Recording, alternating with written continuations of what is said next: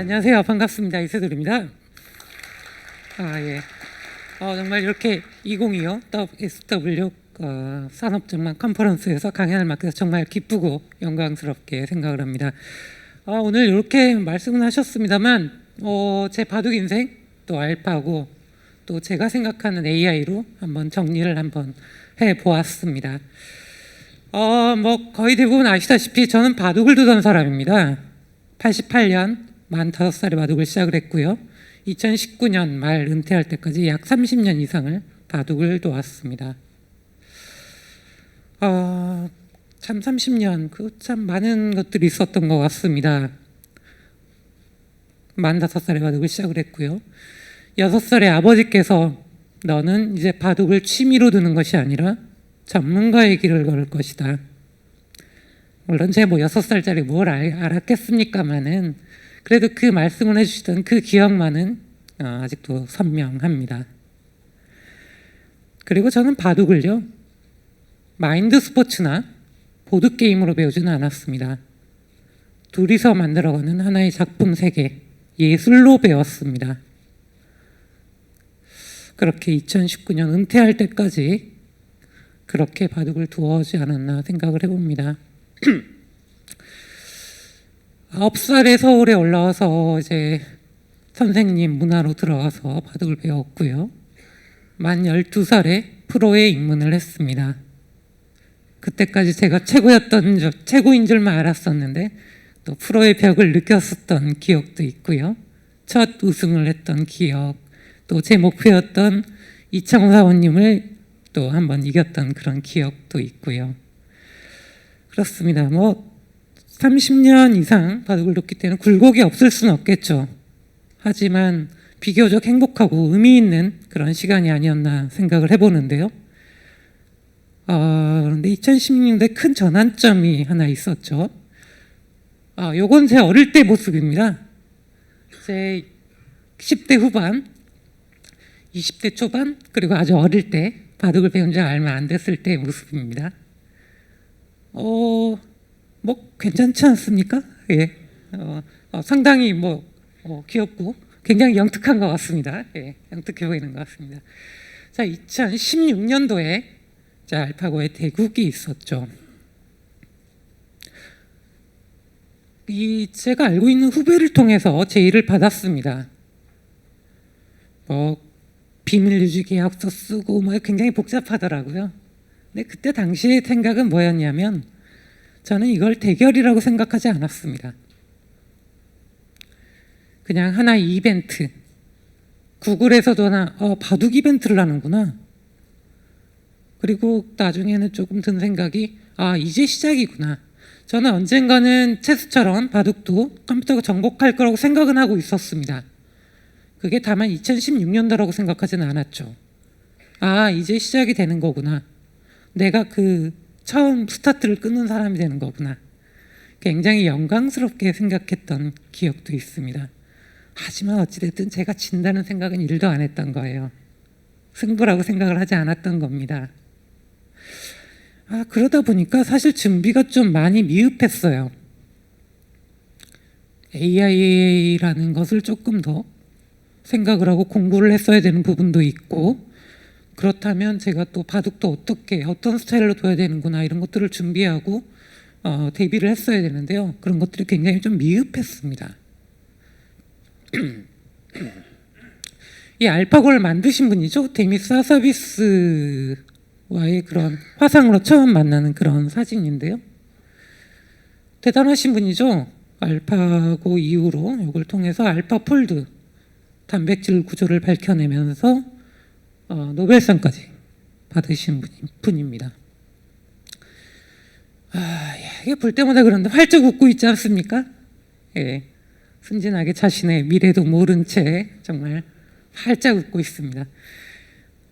예, 그런데 제가 사실 이 대국 시점으로는 5개월 전이죠. 5개월 전에 알파고의 기보를 좀 봤습니다. 근데 다른 바둑 프로그램들과 약간의 차이점은 좀 느껴졌습니다만 저랑 대결하기에는 좀 부족해 보였습니다. 그래서 이러고 있는 건데요. 예. 예. 근데 그 5개월 전에 그 기보라는 게 무슨 가치가 있겠습니까? 5개월 이후에 알파고가 얼마만큼 올라올 수 있냐, 어느 정도의 실력이 올라올 수 있는지가 중요한 건데, 그걸 보고 좀 마음을 놓았다는 것은 바둑 프로 기사로서도 그렇고요, 대국 당사자로서는 더더욱 좀 아쉬운 부분입니다. 우리가 앞을 바라보는 그런 해안이 있어야 되는 건데요. 우리가 뭐 다른 얘기일 수는 있겠습니다만, 우리가 챗 GPT의 경우에도요, 2022년 11월 30일이었죠? 처음으로 서비스를 시작한 거는 그렇게 기억을 하고 있습니다. 이제 3년이 갓 지났는데요. 그래도 세상 밖으로 처음 선보였던 건 2019년도입니다.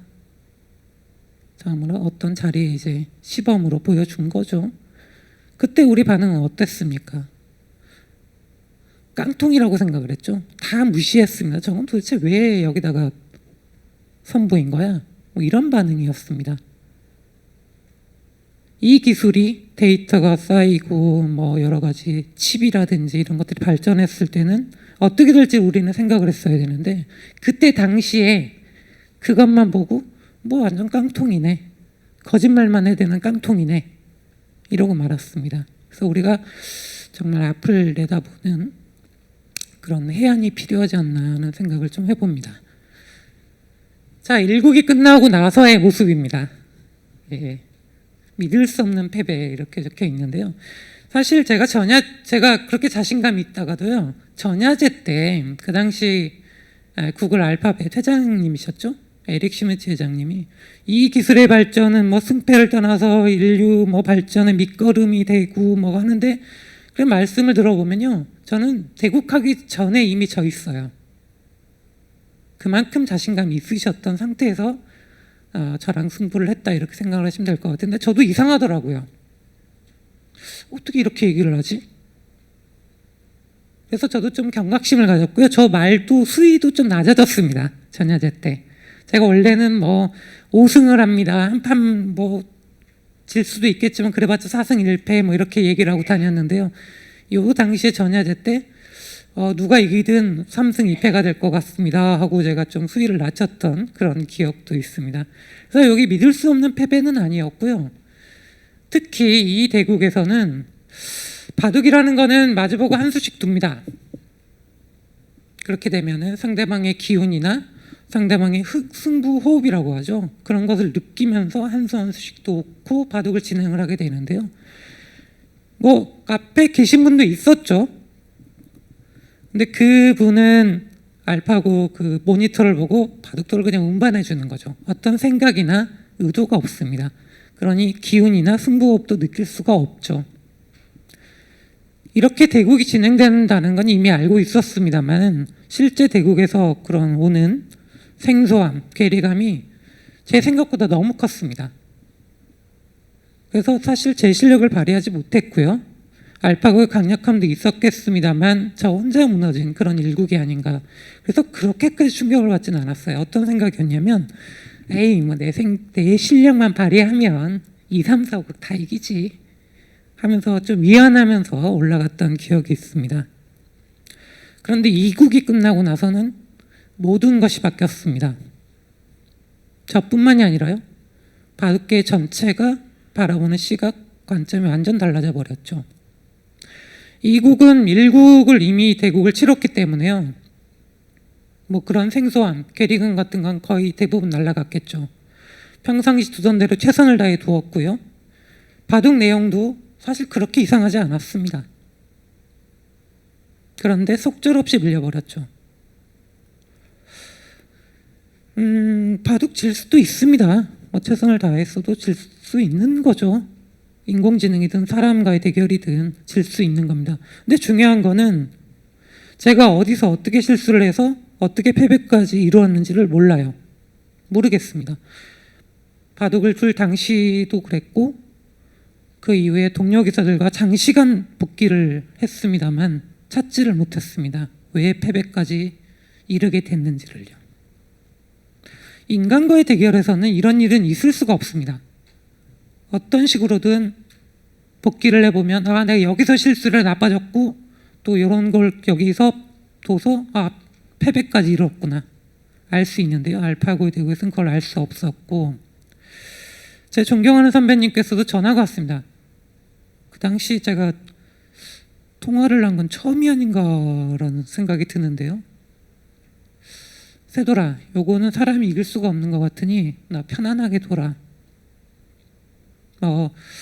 저를 진짜 편안하게 만드시려고 그렇게 말씀을 하셨는지 실제로 그렇게 느끼셨는지 모르겠습니다만 바둑계 전체가 엄청난 충격을 받았고 보는 그런 관점 자체가 완전히 바뀌어버렸다. 자, 요건 삼국을 패배하고 나서의 그런 사진입니다. 예, 삼국에서는 많은 준비를 했습니다. 일미 이국에서 인정할 수밖에 없죠. 최소한 저보다는 알파고의 실력이 우위에 있을 확률이 높다는 걸 인정을 하고, 삼국에서는 알파고의 맞춤 작전을 짜서 임했습니다. 하지만 굉장히 잘못된 작전이었죠. 알파고의 그 엄청난 연상 능력을 감안해서 극초반에 승부를 거는 작전을 펼쳤는데요.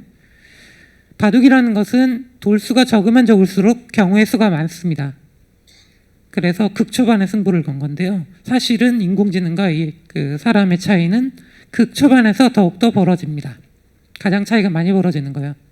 그 이유는 사람은 돌수가 너무 적으면 수익기를 할 수가 없습니다. 오직 감각에 의존해야 돼요. 그렇게 되면 감각과 데이터의 싸움이 되는 거죠. 결과는 다 아시다시피 데이터의 압승입니다. 인간의 감각이라는 게 이렇게 무기력한 줄은 이때 처음으로 알았습니다. 그러니까 결국은 사람은 돌수가 좀 많아지면 수익기를 할 수가 있게 되겠죠. 그렇지만 감각을 버리진 않습니다.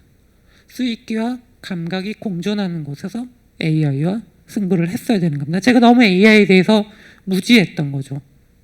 그리고 AI만 생각을 하다 보니까 어떤 부분에서는 사람인 저를 제외하고 생각을 했던 그런 부분도 좀 있었던 것 같습니다. 예, 여기 그렇죠. 이세돌이 패배한 것이지 인간이 패배한 것은 아니다라는 멋진 멘트와 함께 삼국을 패배했는데요. 이 당시 제가 이게 당일이 결혼 10주년입니다. 결혼 기념 10주년인데 참 힘들었던 기억이 납니다. 삼국 끝나고 호텔방으로 이쪽에서 구글 딥마인드 쪽에서 샴페인 하나 올려주더라고요. 축하한다고. 예. 어찌나 야구르든지. 예. 저는 사실 뭐 대국이든 어떤 것든 그런 뭐 댓글이나 이런 기사들을 찾아보지 않습니다. 근데 이날은 좀 찾아봤어요. 제가 말했던 것도 있고, 그래서 제가 온라인상에서 제가 살아있는지 죽었는지 살았는지 좀 확인차 한번 해봤는데요. 예, 뭐 악플이 아예 없었던 건 아닙니다. 예, 없었던 건 아니지만 거의 대부분이 응원의 댓글이었습니다. 그리고 뭐 가족, 동료, 지인들의 그런 따뜻한 격려의 말들, 그런 것들이 굉장히 큰 힘이 됐던 것 같습니다. 그런 것 같습니다. 이렇게 따뜻한 응원의 댓글을 남겨놓을 수 있고 따뜻한 격려의 말들을 해줄 수 있고 또 그것을 통해서 힘을 얻는다는 것이 우리 인간만의 그런 능력이 아닌가 좀 생각을 해봅니다. 예, 네 번째 대국에서 이제 그거에 힘을 얻어서 좀 작전을 짜봤는데요. 아까 말씀드렸듯이 극초반 안 됩니다. 그렇지, 또 돌수가 너무 많아진 그 후반이 되면 AI 그 알파고의 연산 능력을 감안했을 때 정말 완벽하게 두어올 수가 있겠죠. 그래서 제가 노릴 수 있었던 것은 중반 50수에서 100수 사이. 그런데 중요한 건요, 정상적으로 이기는 것은 아닙니다. 사람과의 대결처럼 그렇게 정상적으로 이기는 것이 아니에요. 알파고의 버그를 일으켜야 되는 겁니다.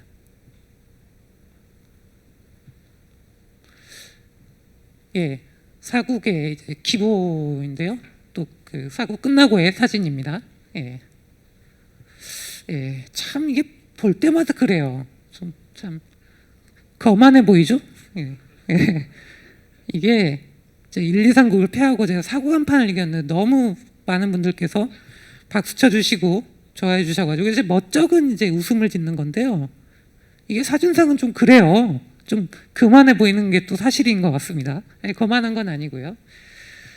예, 여기 기버의 모습인데 제가 이제 78수 이후에 알파고가 이제 버그를 일으켜서요. 78수를 많이 좀 기억을 해주시는 분들이 있습니다. 근데 이 바둑에서 승부수는 78수가 아니고요. 68번째 수입니다. 참 고민이 많았던 것 같아요. 68번째 수는 저 수는 사람과의 대결이었다면 절대 두지 않을 수입니다. 정수가 아니에요. 최선의 수가 아닙니다. 이 수는 이게 지금 통해서 굉장한 승부수로 남아 있습니다만 통하지 않았을 때는 이 바둑이 당연히 패착은 68번째 수가 될 겁니다.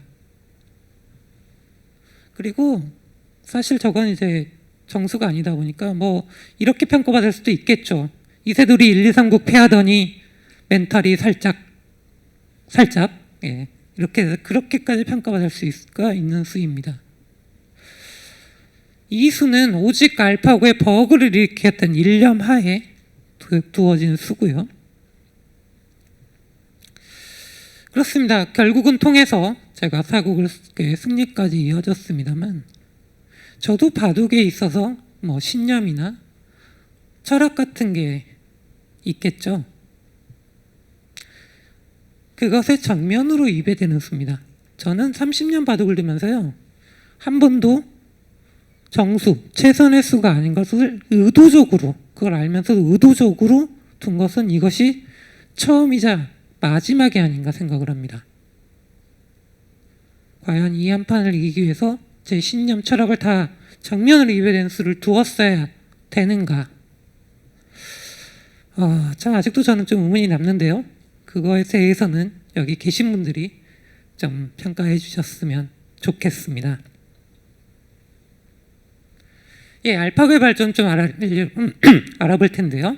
저랑 대국을 했던 알파고리, 제 성을 따서 알파고리로 명칭이 붙어졌습니다. 인간의 기본을 학습했고요. 딥러닝 강화학습으로 만들어졌습니다. 약 1년 후에 알파고 마스터, 이 알파고 마스터는 인간의 기본을 학습한 걸로는 마스터했다. 더 이상 올라갈 곳이 없다. 해서 알파고 마스터 명칭이 붙어졌습니다. 근데 이 알파고리와 알파고 마스터는 거의 같다고 생각을 하시면 됩니다. 더 많은 자체 내국, 약간 뭐 디테일적인 기술, 그래서 거의 비슷하다고 생각을 하시면 될 것 같은데요. 이 알파고 마스터 버전이 나오면서부터 사람은 AI를 좀 이기기가 사실상 어려워졌습니다. 그리고 알파고 마스터 버전이 나오면서요, 이 바둑 프로그램들이 쫙 깔렸습니다. 누구나도 쉽게 다운받을 수 있게. 이 알파고 마스터, 지금도 AI 버전들이 굉장히 많은데요. 그 AI를 뭐 여기 계신 분들도 쉽게 다운을 받으실 수가 있습니다.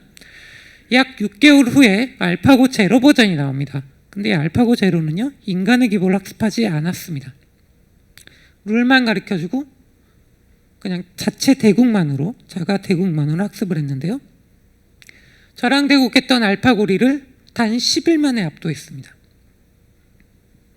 알파고 마스터 버전은 약 40일 만에 압도하기 시작했는데요. 이 알파고 제로가 나오면서 하나의 문제가 생겼습니다.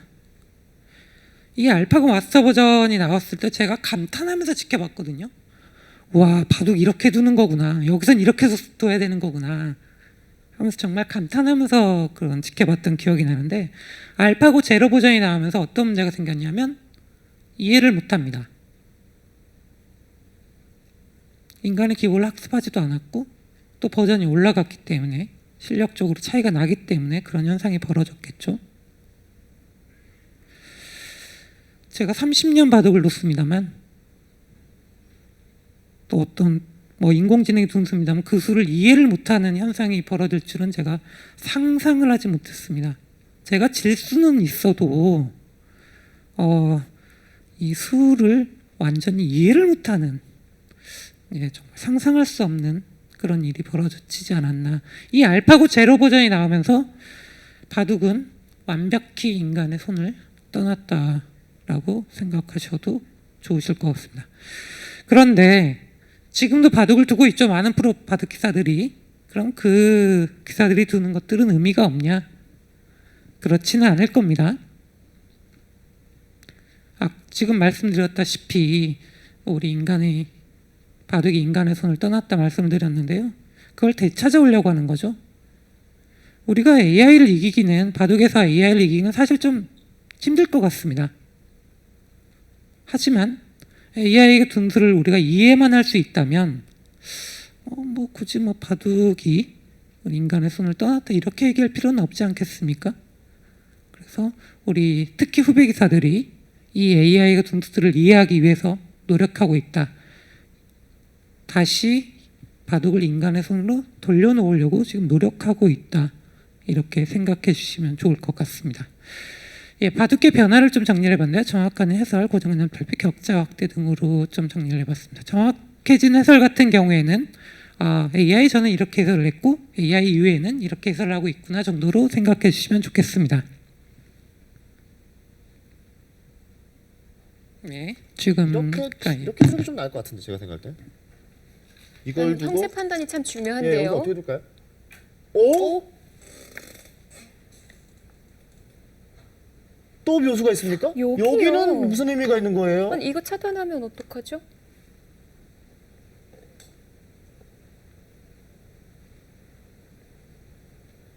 안에서 이것도... 두 집이 난다라는 얘긴데요. 저한테 시간을 좀 주세요. 일단 의미를 이게 두 집이 난다는 얘기네요. 가만 있어봐. 이게 두 집이 어떻게 나지? 어떻게 만들어낼 수 있죠? 지금 여기를 가만히 이걸 하면 이걸 안 넣을 수가 없는데 이걸 늘었다. 네. 그러면 요게 AI가 나오기 전에 해설의 모습입니다. 이게 2015년도예요. 아까 대국했던 장면 2015년도요. 그렇게 해설을 했습니다. 물론 완벽하지는 않죠. 정확하지는 않습니다. 그렇지만 뭔가 인간의 정을 좀 느낄 수 있는 그런 해설이 아닌가 싶은데 예전엔 그랬어요. 제가 바둑을 두면 저도 수익기를 해서 둡니다만 완벽하게 두어가는 건 아니죠. 어이쿠야 하는 경우가 굉장히 많습니다. 다 놓고 어이쿠야 하는 경우는 너무 많은데 그럴 때 제가 이러고 있지는 않죠. 당당하게 쳐다보면서 이러고 허리 꼿꼿하게 세우고 이렇게 보고 있으면은 상대방의 기사도 막 땀 뻘뻘 흘리고 나중에 해설을 보면 저 수는 이세돌만이 둘 수 있는 수입니다. 막 하는 그런 맛이 좀 있었거든요. 그런데 AI가 나오면서 사실 그런 것들이 다 사라져 버렸습니다. 이제 AI를 보고 해설을 하기 때문에요. 제가 딱 뒀더니 퍼센트치가 5% 혹은 10% 떨어졌습니다. 저 수는 반집 손해입니다. 한 집 반 손해입니다. 이제 다 나오는 시대가 돼버렸어요. 물론 그것이 나쁘다는 건 아닙니다. 그만큼 정확도가 올라갔다는 거죠. 하지만 좀 개인적으로는 좀 아쉬운 부분도 사실 있는 것 같습니다. 이게 AI 이후에 이제 해설의 모습인데요. 근데 지금 인공지능이 말하는 최선이 이걸 잡은 다음에 재차 이 흑도를 버리면서 이 한 점을 제압하고 그 다음에 상변을 공격 가는 게 인공지능이 말하는 흐름이기 때문에 그 흐름을 강동윤 선수가 찾아내느냐 그게 정말 중요한 포인트입니다. 저의 일감은 붙이는 수였는데 네. 인공지능이 이야기하는 의외의 괜찮은 수가 한 두 군데 정도를 이야기하는 게 있습니다. 좌상 쪽에서인가요? 네, 좌상 쪽입니다. 근데 하나는 좀 이해가 아직 안 돼서 좀 더 인공지능에 물어보고 그 다음 소개해드리도록 하겠습니다. 자, 여기 AI 이후의 모습인데요. 정말 정확하죠. AI를 보고 하겠지만 아까도 근데 지금 말씀 들으셨을 겁니다. 아직 이해가 안 돼서 그렇게 하기 때문에 하나는 이해를 했다고 합니다만 하나도 아마 이해를 제대로 하지 못했을 확률이 높다. 저는 이렇게 생각을 합니다. 그냥 이 AI를 보고요. 자, 아마추어분들이 좀 편안하게 들을 수 있도록 좀 전환을 해서 전달하는 역할이다. 이렇게 생각을 하시면 될 것 같습니다. 자, 이걸 보시면은 여기는 1.1%, 0.6% 이렇게 나오는데 이건 바둑이 많이 기울어서 그렇습니다. 보통 5대5에서 출발을 하겠죠. 근데 한 수를 두게 되면은 그만큼 그대로 유지되는 경우는 이제 AI가 생각했던 그 흔히 말해서 블루 스팟이라고 하는데요. 거기에 뒀다는 뜻이고요. 그것이 아니라면 약간씩 떨어집니다. 심지어는 뭐 50%막 이렇게 떨어지는 경우도 있어요. 70%를 유리하다가 20%로 떨어지는 경우도 있습니다. 요걸 보고 해설도 하고요. 우리가 지금 보면서 공부를 하고 있다. 이렇게 되면 어떻게 되나, 이렇게 되면 어떻게 되나, 이런 것들을 통해서 공부를 하고 있다. 이렇게 좀 생각을 하시면 될 것 같습니다. 자, 이 모습이요. 그냥 이거 바둑이니까 이렇게 생각하실 수도 있겠습니다만은 아마 다른 분야도 거의 비슷할 것 같습니다.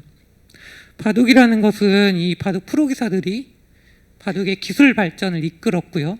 또 큰 틀에서 길을 제시하면서 우리 어떤 아마추어 분들에게 또 영감을 줄 수 있는 뭐 그런 존재로 왔다면요. 이제는 그렇지가 않죠. 이제 바둑의 기술 발전, 뭐 큰 틀의 길을 제시한다 이런 거 사실 사라졌습니다. AI가 훨씬 더 높은 실력이 있고 그걸 보고 지금 우리가 공부하는 입장에서 그런 얘기를 하기는 굉장히 힘들어졌겠죠. AI를 기반으로 우리가 바둑을 두어갑니다. 그런데 이 일이 비단 바둑기만의 문제는 아니라고 생각을 합니다. 이제 AI를 이용하고, 그러니까 AI 기반을 통해서 뭔가를 해나간다는 건 바둑뿐만이 아니라 모든 산업에서 아마 동일하게 적용되지 않을까 저는 생각을 해봅니다. 자, 저는요, 그리고 알파고 AI에게 패한 거 자체가 엄청난 충격이었습니다만은 그거보다 더 충격적으로 받아들여졌던 건요, 왜 AI 바둑이 더 자연스럽고 창의적으로 느껴지냐는 그런 부분이었습니다. 이건 정말 엄청난 충격이었어요. 여기 계신 분들이 진 게 더 충격적이었겠지 하시는 분들 계실 것 같습니다만 실제로 이게 더 충격적이었습니다. 처음에는 바둑을 잘 두면 그냥 창의적으로 자연스럽고 창의적으로 느껴지는가 이렇게 좀 생각을 했습니다만 사실은 조금은 이상했거든요. 근데 2017년 알파고 마스터 버전이 나오면서 어느 정도는 이해를 하게 되었습니다. 자, 요게 이제 세 번째 수 혹은 다섯 번째 수의 저자리를 두게 됩니다. 처음에 이제 알파고 마스터 요걸 보면서요, 한 30분간 생각을 했습니다. 결론은 뭐 괜찮은 수, 둘만한 수 정도였어요. 근데 왜 나는 두질 못했을까? 좀 궁금해서 좀 찾아봤습니다. 한중일에 어떤 기사가 이 수를 두었는지 좀 찾아봤는데요. 놀랍게도 한중일의 그 수많은 기사, 수많은 기보 속에서 이 수를 찾지를 못했습니다. 그러니까 알파고 마스터 버전이 나오기 전까지는 우리 인간 프로기사들은 이 수를 두지를 못했던 거죠. 이 이유는 명확합니다. 이 수는요, 바둑을 배울 때 두지 말라고 배우는 수거든요. 어릴 때 두지 말라고 배웠더니 우리가 커서 프로기사가 되고 성적을 내는 기사가 됐음에도 불구하고 두질 못하는 거죠. 그렇게 배웠으니까. 이 부분이 우리 인간의 고정관념을 보여주는 그런 전형적인 사례가 아닌가 좀 생각을 해봅니다. 그리고 왜 우리가 AI와 같이 나아가야 되는지도 보여주는 사례라고 생각을 하는데요.